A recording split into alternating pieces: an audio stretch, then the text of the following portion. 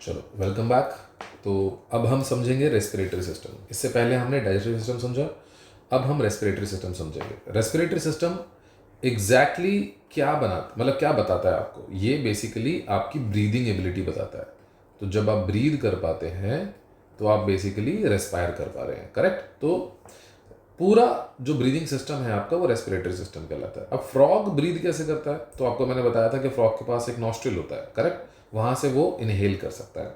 But जरूरी नहीं है कि फ्रॉग सिर्फ नोज से ही ब्रीद करेगा। तो हम समझेंगे उसके लाइफ स्टेजेस को। जैसे कि लार्वल स्टेज में फ्रॉग गिल्स के थ्रू ब्रीद करेगा। जब वो टैडपोल होता है एक्चुअल में, तब वो गिल्स के थ्रू ब्रीद कर सकता है। ये बहुत एक उसकी स्पेशल एबिलिटी है कि उसके पास गिल्स हैं, ठीक है। उसके अलावा अगर हम बात करें तो अडल्ट स्टेज में उसके पास स्किन, लंग्स और बकल कैविटी, ये तीनों ऑर्गन्स उसकी ब्रीदिंग में काम आते हैं बच्चों। तो सबसे पहले अगर हम बात करें स्किन के बारे में, तो इसको हम क्यूटेनियस ब्रीदिंग कहते हैं बच्चों। इसको हम लोग क्यूटेनियस रेस्पिरेशन भी कहते हैं। एंड अगर हम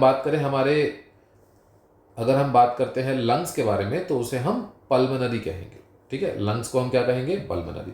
तो यहां पर मैंने क्या बताया आपको? That skin is cutaneous, lung is pulmonary breathing और पल्मोनरी रेस्पिरेशन, ठीक है।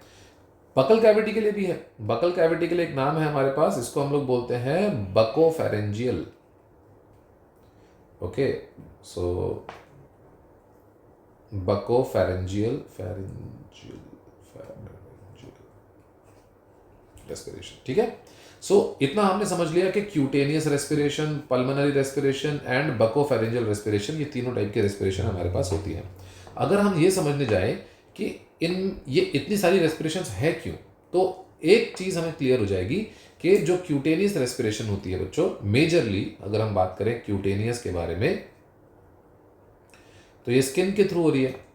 तो ऐसा बोला गया है आपकी एनसीईआरटी में दैट क्यूटेनियस रेस्पिरेशन ये एक्वेटिक हैबिटेट्स में ज्यादा होती है। मतलब जब भी फ्रॉग पानी में जाता है तो वो सारी रेस्पिरेशन बंद करके सिर्फ क्यूटेनियस रेस्पिरेशन ऑन रखता है। तो स्किन जो है वो आपकी एक्वेटिक हैबिटेट्स में काम आती है, और लंग्स एंड बकल कैविटी ये आपके लैंड पर टेरेस्ट्रियल हैबिटेट्स में काम आते हैं। इस बात का आपको ध्यान रखना है। क्लियर है बच्चों? एक और चीज आपको यहां पे समझनी पड़ेगी कि अगर हम स्किन, लंग्स और बकल कैविटी तीनों को देख रहे हैं, तो हमें यह भी पता चलना चाहिए कि जो क्यूटेनियस है वो आपके एस्टिवेशन एंड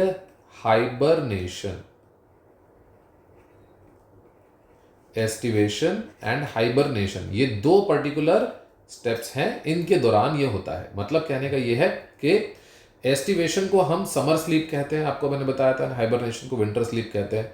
तो ये summer sleep and winter sleep दोनों स्लीप्स के दौरान ये ऐसे रहता है। तो इसका मतलब क्या है कि जब भी वो समर स्लीप में या विंटर स्लीप में जाएगा तो वो क्यूटेनियस रेस्पिरेशन करेगा, और बाकी जब वो एक्टिव रहता है, लैंड पर रहता है, चलता फिरता है, मेटिंग करता है, हंटिंग करता है, प्रे पकड़ता है, तो वो सारी चीजें जब वो कर रहा होता है उस समय पर वो लंग्स के थ्रू और बकल कैविटी के थ्रू ब्रीदिंग करेगा। ये बात आप सबको समझ में आ गई। अब बकल कैविटी के थ्रू कैसे करता है या लंग्स के थ्रू कैसे करता है वो मैं आपको समझाता हूं इस डायग्राम के थ्रू। ये जो डायग्राम मैंने आपको पहले भी बना के दिखाया था, इसी डायग्राम के थ्रू हम जरा समझेंगे कि वो कैसे ब्रीथ कर रहा है। तो बच्चों जरा समझने की कोशिश कीजिएगा कि इसके पास जो एबिलिटी है, मैं एक काम करता हूं, इसकी आई को जो है वो इरेज कर देता हूं यहां से, ताकि आपको जो लंग का डायग्राम है थोड़ा क्लियर रहेगा। इनके पास थोड़े पिंकिश कलर के ओवल शेप्ड, सॉरी ये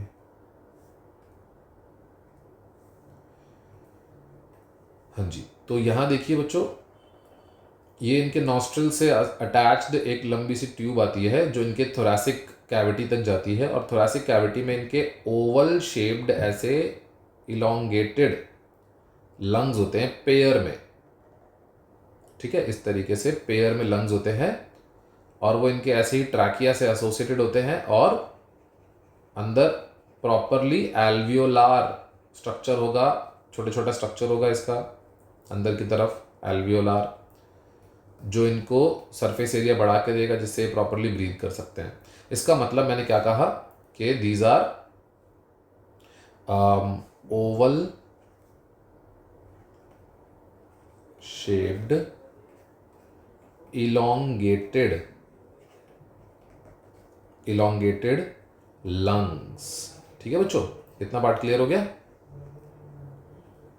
ओवल शेप्ड इलोंगेटेड लंग्स यहां पर होते हैं और ये आपके नॉस्ट्रल से एसोसिएटेड है। ठीक है, तो यहां पर हम कह सकते हैं कि भाई ये नॉस्ट्रल आ गया इधर। ठीक है, ये नॉस्ट्रल से एसोसिएटेड है। और एक और चीज आपको यहां पे याद रखनी है कि मैंने आपको बताया था बकल कैविटी है ना, तो इनका ये जो बकल कैविटी है ना बच्चों, इनकी बकल कैविटी में बहुत ही सुपरफिशियल लेयर में, बहुत ही ऐसे सुपरफिशियल लेयर में ना ब्लड वेसल्स प्रेजेंट होती है। तो ये ब्लड वेसल्स क्या करती हैं, इनके माउथ के अंदर जो हवा जा रही है उससे ऑक्सीजन एक्सचेंज कर लेंगी और CO2 दे देंगी। तो ये पूरा प्रोसेस इनका बकल कैविटी में हो रहा है, एज वेल एज इनकी स्किन में भी हो रहा है। इनकी स्किन के नीचे भी एक पतली सी, इनकी स्किन बहुत पतली सी होती है, बहुत पतली लेयर, थिन लेयर होती है।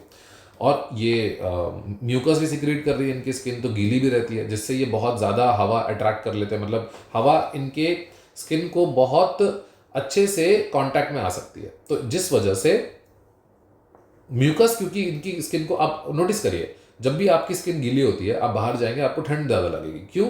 बिकॉज एयर आपकी स्किन के साथ ज़्यादा बेटर कांटेक्ट बना पा रही है। वैसे ही अगर ये म्यूकस सिक्रीट करते हैं तो एयर इनके स्किन के साथ बेटर कांटेक्ट बना पाती है, और उस वजह से इनकी स्किन से भी ये बहुत अच्छे अमाउंट में अपना ऑक्सीजन ले सकते हैं। तो मैंने क्या बताया आपको, ये बकल कैविटी जो अभी मैंने आपको बताया, बकोफेरेंजियल रेस्पिरेशन, और यहां पर क्यूटेनियस रेस्पिरेशन, ये दोनों इनको मदद कर रहे हैं। क्यूटेनियस मैंने आपको बताया कि aquatic habitat as well as aestivation and hibernation, इनमें काम आता है। क्लियर है? एंड बकोफेरेंजियल एंड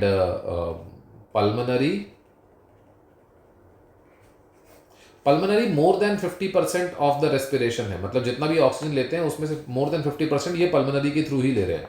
ठीक है, बकोफेरेंजियल की बात करें और क्यूटेनियस की बात करें तो क्यूटेनियस भी हो ही रहा है, क्योंकि वो तो मेजर आपको पानी में और हाइबरनेशन एस्टिवेशन में ये बिताते हैं अपना सारा समय, तो ये वहां पर भी हो रहा है। बकोफेरेंजियल काफी कम है कंपैरेटिवली अगर देखा जाए तो बाकियों के मुकाबले।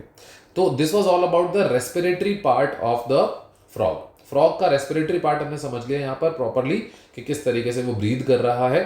ठीक है, अब हमारा जो नेक्स्ट टॉपिक है लिस्ट में उसकी तरफ बढ़ते हैं, और वो है हमारा सर्कुलेटरी सिस्टम। तो सर्कुलेटरी सिस्टम को समझेंगे और देखेंगे कि भाई कैसे ये अपने बॉडी में ब्लड या फिर जो भी इनका सर्कुलेटरी फ्लूइड होता है उसको फैलाते हैं। तो let's see and see you in the next lecture. Bye everyone.